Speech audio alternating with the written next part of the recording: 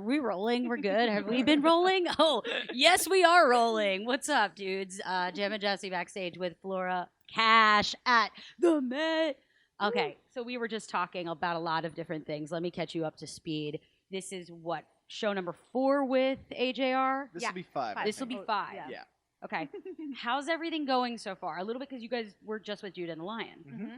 How's it differ? Well, obviously, 2 different bands. Yeah, that is a big They difference. look they look different. No different. No.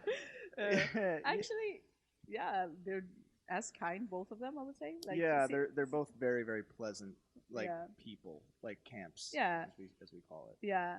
Um, What's the difference? musically, they're obviously a little bit different, so that's kind of interesting because every night, obviously we hear and often watch their sets, so it's kind of cool that going from Judah and the Lion to AJR, they're quite different. Yeah. But we're equally Fond. fans. Yeah. Equally fond of. That's way Thank better. you. Yes. Good. Equally fond. Okay.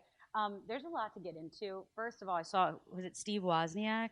Yeah. Yeah, the Apple guy. Yeah. No, not just the Apple guy. Like, Well, what the yeah, heck, the man? Apple guy, yeah. What was that all about? Actually, we were sitting in the green room in San Francisco, and then one of the people that worked at the venue ran up and like, "Hey, Steve Wozniak is here, and he just wanted you guys to know that he was here." And I'm like, "Can you ask him if he wants to come backstage?"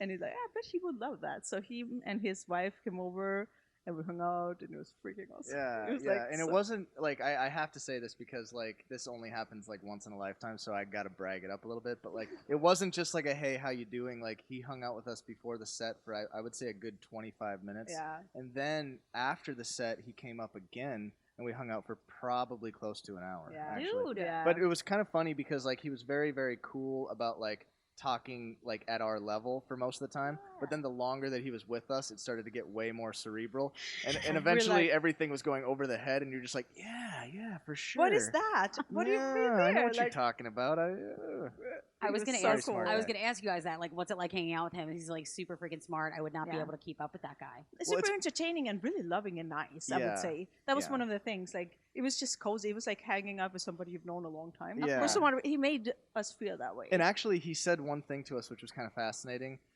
He said that he has that like he has that cognitive disorder where you don't recognize faces. And like he even told us a story about how one time he mistook I his think mother. he was joking. No, but he was serious. He said he really think he was has like, and he joking. gave us the name of the condition. Yeah. But he's like, but you guys, I recognized because of like the hair and all this yeah, kind of stuff. like, yeah. So I don't know. was It was so really cute, really yeah. sweet. But he actually told us about the fact that his iPhone. He's like, yeah, I travel all the time and I want to use one phone but have different international numbers so that I'm not like roaming and stuff like that. And he's like, I couldn't find anything on the Apple website about how to do that, so he transformed his phone so that it's got like 7 different international phone numbers on it. No. So cool. I mean, It was, come on. but he said it so Please casually. adopt He's me. like, yeah, they Yeah. didn't have anything on the What the website. hell? Yes. That's It was amazing. pretty awesome, That's yeah. funny that he said that. I know, Yeah. I know. Oh, that's so cool. Yeah, I saw that. Yeah. I was like, whoa. Okay. Death Stranding. This is a PlayStation game? Yes. How did you guys get involved in that? That's amazing. We wrote this song like this summer. We were staying at Cole's grandma and grandpa's cabins and just chilling, writing songs and hanging out. And this song kind of came out really fast. Like that night. Yeah, like we wrote the whole thing, and then like we got back to Sweden like maybe a week later, and then just recorded it. Yeah. And then it was maybe a week after that somebody from the Death Stranding sound. Who knows how these things work? But know. somebody got in touch with our manager, and then they were like, "Does Flora Cash have any unreleased songs that would work for this soundtrack?" And This we're is like- this is kind of this is the game. This is the general idea, and we were like, "Oh my god, we have a It- song that literally." Yeah, because when it came, that song, we were like, what? I mean, what? How does this, like it was a little bit Well, different it somehow. has like a bit of a post-apocalyptic kind of sci-fi yeah. vibe, Yeah. and that's the thing we said immediately before any of this happened. And then all of a sudden, when this game thing came up, we were like, "Wait, post-apocalyptic sci-fi game." It made And- sense. And I It think was I good. haven't played the game yet, and we obviously didn't know like the full story. But the more that I learn about the game, the more relevant I You're actually waiting think. for to play the game to go Yeah, I'm home. waiting till we go home to Stockholm to play it so that I can really dive in. But yeah, it's really cool. Yeah. It's an honor actually. Yeah, life. Guys, this is crazy. I know you're like, what is going on? What is life? Is this really happening? This is a It's true, dream. Yeah, Most okay. of the time. It's absolutely mind blowing. So you guys do live in Sweden. That's where you're at. Okay. Yeah. I like that. That's cool. Yeah. Missing home. Mhm. You wrote that in Boston, not in Sweden. We started it in Boston. The chorus came to us in Boston, and then it was actually that same year I think we did South by Southwest for the first time, and there was actually like the first line about 3 in the morning and all that kind of thing was actually like it was kind of weird. I almost don't like to mention this, but there was some crazy stuff going on in Austin at the time. And we like literally 3 in the morning and turned on the news, and it was like some weird stuff, and we were just like, we're not in Kansas anymore, you know? Yeah. No, like we're Like, not in Stockholm. I we're think not it was in just, like, Stockholm. That's sometimes what I when you mean. wake up in random hotel rooms, Honey, that's an especially expression. We're not in Kansas anymore. It's an expression. I know that. But Okay. now we're not in Stockholm just- anymore. Exactly. I know that.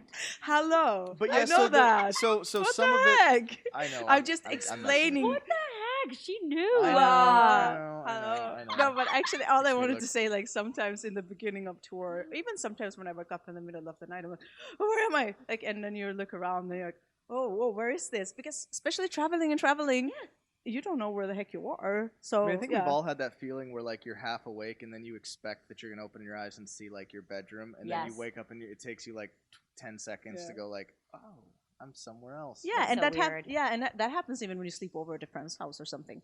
You don't have to travel around to feel that way. Yeah. It's You're true. like, oh, yeah. Yeah, it's weird. Okay. So started in Boston, finished in Stockholm. Yeah. Yeah. All right. So did you do the drums on Missing Home? I did one thing on there. That's cool as shit. She did the snare.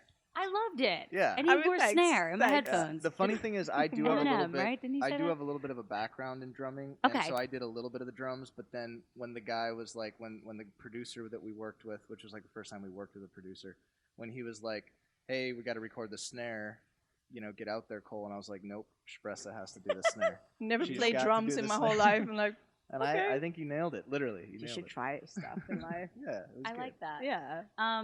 Okay, so I do a lot with the local music in Philly, Mhm. the local bands, and it's for me, it's the lifeline of why musicians really get into music. You think about when you first started, and you guys have such a crazy story. Is there anything maybe to tell the local musicians, or did you have anything to like relate to with them that could maybe they could use that to maybe help them while they're continuing their Ah. journey? That's a good question. I think first and foremost, don't be discouraged. Like Be discouraged for a few minutes or a day, but then freaking get back to not being discouraged. Okay. Yeah. Because there's times when I wake up and I'm discouraged. Humans. Yeah. And I'm discouraged for like an hour, but then I'm like, no, has to be it. I can be discouraged for a little while, but you cannot basically give up or I don't know. Yeah. You guys understand That's what the I mean? yin yang. You're giving a very realistic. Yeah, that's Okay. Because And there was But- this thing that my grandpa always told me, and I don't know who actually originally said it, but he basically was like 99% of life is just showing up. So like put yourself out there. I think that's Yeah. the big thing. Like it before I met Spressa and I was working on music more as just kind of a hobby. Yeah. I always made excuses for why not to take that show. Oh, I wasn't ready to do this. I wasn't ready to put that out. And you gotta just start and throw your stuff out. And like it's not always gonna be positive feedback from people, but that's a growing experience. And if you True. really love it, you're gonna keep going. You're right. So yeah. I think that's And also have just one plan. So this is our plan with our well, lives. maybe we shouldn't tell people that. You never Why? know. I think so. I believe in that. I truly believe in that. Have you guys not watched when Will Smith says that? He says, only have a plan A, I mean, no we plan B. agree- we That's agree so with that, but- true. It is, because then if you only have one plan in That's your true. life, then you just basically put all of your energy to that stuff. So if that's all you have, I mean, you have to do something, but something must that's happen. true. I If you don't have a real passion for it, then Yeah. don't have a plan. B. Obviously. Yeah. Well, Will Smith is from Philly, so that's kind of a beautiful, for amazing sure. freaking That's true. tie-in. What's I up did- with that, dude? You Right. crushed Oh my it. Gosh. All right, one last thing. We need to get Espressa involved with dollskill.com. We need her to be one of the models. Look at what she's got going on Look at here. you. Anybody knows anybody, do it. Okay, Cole and Espressa from Flora Cash, Backstage at the Met. Guys, Aw. love y'all. Thank We you love so you much. too. Thank We love you you. Amazing. guys. Thank you. We'll we see love you you soon. guys.